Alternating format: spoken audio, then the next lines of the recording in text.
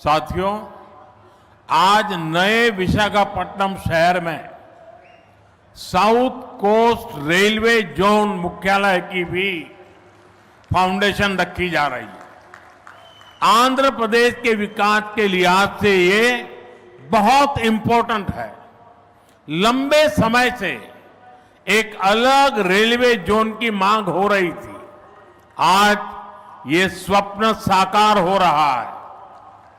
మిత్రులారా, నేడు విశాఖపట్నం నగరంలో సౌత్ కోస్ట్ రైల్వే జోన్ ప్రధాన కార్యాలయానికి పునాది కూడా వేస్తున్నాం. ఆంధ్రప్రదేశ్ అభివృద్ధి దృష్ట్యా ఇది చాలా ముఖ్యమైనటువంటి కార్యక్రమం. ప్రత్యేక రైల్వే జోన్ కావాలన్న డిమాండ్ చాలా కాలంగా ఉంది. అటువంటి ఈ కళ, ఈ చిరకాల కోరిక ఈ రోజు నెరవేరబోతుందని తెలియజేసుకుంటున్నాను. साउथ कोस्ट रेलवे जोन का मुख्यालय बनने के बाद इस पूरे क्षेत्र में कृषि और व्यापार से जुड़ी एक्टिविटीज का विस्तार होगा। इसके अलावा टूरिज्म क्षेत्र और लोकल इकोनॉमी को भी प्रगति के नए अवसर मिलेंगे। సౌత్ కోస్ట్ రైల్వే జోన్ యొక్క ప్రధాన కార్యాలయం అయిన తర్వాత మన ఉత్తరాంధ్ర ప్రాంతంలో వ్యవసాయం మరియు వ్యాపారానికి సంబంధించి కార్యకలాపాలలో విస్తరణ జరగబోతుంది. ఇంతే కాకుండా పర్యాటక రంగం మరియు స్థానిక ఆర్థిక వ్యవస్థకు కూడా కొత్త అవకాశాలు లభిస్తాయని తెలియజేస్తున్నాను. आज यहां कनेक्टिविटी से जुड़े thousands ऑफ करोड़ के प्रोजेक्ट्स का उद्घाटन और शिलान्यास भी हुआ है। रेलवे के क्षेत्र में आंध्र प्रदेश उन राज्यों में शामिल है जहां 100% इलेक्ट्रिफिकेशन हो चुका है। आंध्र प्रदेश के 70 से ज्यादा रेलवे स्टेशनों को अमृत भारत स्टेशन योजना के तहत डेवलप किया जा रहा है। आंध्र प्रदेश के लोगों की ईज ऑफ ट्रेवल के लिए 7 वंदे भारत ट्रेनें और अमृत भारत ट्रेन भी चलाई जा रही है। నేడు కనెక్టివిటీకి సంబంధించి వేల కోట్ల విలువైన ప్రాజెక్టులు ఇక్కడ ప్రారంభోత్సవం మరియు శంకుస్థాపన జరుగుతుంది. రైల్వే రంగంలో ఆంధ్రప్రదేశ్లో నేడు 100% విద్యుతీకరణ జరిగింది. ఆంధ్రప్రదేశ్లోని 70కి పైగా రైల్వే స్టేషన్లు అమృత్ భారత్ స్టేషన్ల కింద అభివృద్ధి చేయబడుతున్నాయి. ఆంధ్రప్రదేశ్ ప్రజల ప్రయాణ సౌలభ్యం కోసం 7 వందే భారత్ రైళ్లు అలాగే అమృత్ భారత్ ట్రైన్లు కూడా నడిపిస్తున్నామని తెలియజేస్తున్నాను. साथियों, आंध्र में ये infrastructure revolution, better connectivity, better सुविधाएं, इनसे पूरे प्रदेश का लैंडस्केप बदलेगा। इससे ईज ऑफ लिविंग और ईज ऑफ डूइंग बिजनेस बढ़ेगा। यही विकास आंध्र की करीब $2.5 ट्रिलियन इकोनॉमी का आधार बनेगा। साथियों, विशाखापट्टनम और आंध्र प्रदेश के कोस्ट सैकड़ों वर्षों से भारत के ट्रेड का गेटवे रहे हैं। आज भी विशाखापट्टनम का उतना ही महत्व है। हम समुद्र से जुड़ी अपॉर्चुनिटी के पूरे इस्तेमाल के लिए ब्लू इकोनॉमी को मिशन मोड में बढ़ावा दे रहे हैं।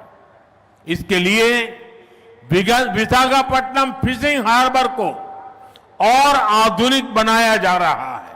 మిత్రులారా, ఆంధ్రాలో ఈ మౌలిక సదుపాయాల విప్లవంతో పాటు మెరుగైన కనెక్టివిటీ, మెరుగైన సౌకర్యాల వల్ల ఆంధ్రప్రదేశ్ రాష్ట్ర ముఖ చిత్రం కూడా మారబోతుంది.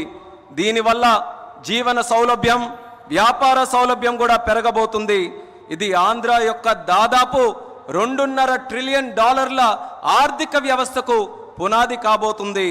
మిత్రులారా, విశాఖపట్నం మరియు ఆంధ్రప్రదేశ్లో ఉన్నటువంటి తీర ప్రాంతాలు వందల సంవత్సరాలుగా భారతీయ వాణిజ్యంలో పాలు పంచుకున్నాయి.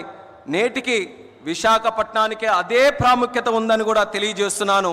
సముద్ర సంబంధిత అవకాశాలు పూర్తిగా వినియోగించుకోవడానికి బ్లూ ఎకానమీని మిషన్ మోడ్లో ముందుకు నడిపించబోతున్నాం. ఇందుకోసం విశాఖపట్నంలో ఉన్నటువంటి షిప్పింగ్ హార్బర్ని కూడా మరింత ఆధునీకరిస్తబోతున్నామని ఈ సందర్భంగా తెలియజేస్తున్నాను.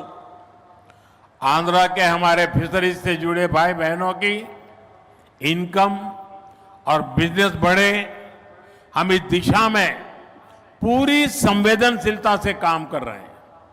हमने फिशरमैन को किसान क्रेडिट कार्ड जैसी सुविधाएं उपलब्ध कराई है. हम समुद्र में सुरक्षा के लिए भी अहम कदम उठा रहे हैं. साथियों, हमारा प्रयास है कि देश के हर सेक्टर में inclusive and all round development होना चाहिए ताकि विकास का फायदा हर वर्ग को मिले.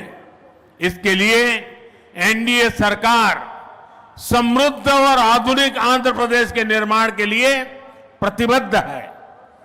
आज जिन प्रोजेक्ट का शुभारंभ हो रहा है उससे आंध्र के लोगों की समृद्धि सुनिश्चित होगी. मैं एक बार फिर इन प्रोजेक्ट के लिए आप सभी को बहुत बहुत बधाई देता हूं. ఆంధ్రాలో మత్స్యకార సోదర సోదరీమణుల ఆదాయం మరియు వ్యాపారం పెరిగే విధంగా పూర్తి నిబద్ధతతో మేము పనిచేయబోతున్నాం. దీనికోసం మత్స్యకారులకి కిసాన్ క్రెడిట్ కార్డు వంటి సౌకర్యాలు కూడా కల్పించాం. సముద్రంలో భద్రత కోసం ముఖ్యమైనటువంటి చర్యలు కూడా తీసుకోబోతున్నాం. మిత్రులారా, దేశంలోని ప్రగతి రంగంలో అందరినీ కలుపుకొని పోవడమే మా తాలూకా ప్రయత్నం. అభివృద్ధి జరగాలి, తద్వారా ప్రతి వర్గానికి అభివృద్ధి తాలూకా ఫలాలు అందాలి. ఇదే మా సంకల్పం. ఇందుకోసం ఎన్డీఏ ప్రభుత్వం సుసంపన్నమైన ఆధునిక ఆంధ్రప్రదేశ్ను సృష్టించబడ్డానికి కట్టుబడి ఉందని కూడా తెలియజేస్తున్నాను. నేడు ప్రారంభించే ప్రాజెక్టులు ఆంధ్ర ప్రజల భవిష్యత్తుకు మరియు వారి శ్రేయస్సుకు మేలు చేయబోతున్నాయి. ఈ ప్రాజెక్టుల కోసం మీ అందరికీ కూడా మరొక్కసారి నా హృదయపూర్వక అభినందనలు తెలియజేసుకుంటున్నాను. ధన్యవాదాలు. आप सबका बहुत बहुत धन्यवाद. అందరికీ కూడా మరొక్కసారి నా హృదయపూర్వక ధన్యవాదాలు.